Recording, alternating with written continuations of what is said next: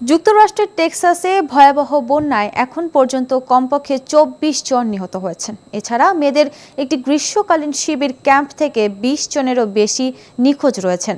মার্কিন president Donald Trump এ বন্যাকে ভয়াবহ ও মর্মান্তিক বলে উল্লেখ করেছেন। স্থানীয় কর্তৃপক্ষ জানিয়েছে, শুক্রবার ৪ জুলাই ভোরে প্রচণ্ড বজ্রঝড় ও বৃষ্টিপাতের কারণে দক্ষিণ মধ্য টেক্সাসের এই অঞ্চলে মাত্র ২ ঘন্টার মধ্যে নদীর পানি ৮ মিটার বেড়ে যায়। এতে ক্যাম্পে থাকা ৭০০ শিশুর মধ্যে অন্তত ২০ জনের বেশি কিশোরী ভোর ৪টার দিকে বন্যার পানিতে ভেসে যায়।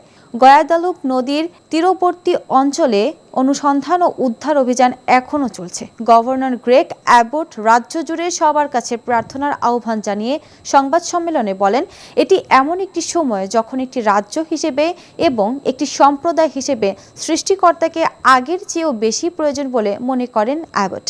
এদিকে টেলিযোগাযোগ ব্যবস্থার ক্ষতির কারণে এই অঞ্চলের অনেক মানুষের সঙ্গে যোগাযোগ করা কঠিন হয়ে পড়েছে জানিয়ে গ্রেগ অ্যাবট একটি জরুরি ঘোষণাপত্রে সই করেন। এর ফলে কর্তৃপক্ষ উদ্ধারকারীদের নিখোঁজদের খুঁজে বের করার জন্য প্রয়োজনীয় সব ধরনের সহায়তা দিতে পারবে বলে জানান অ্যাবট।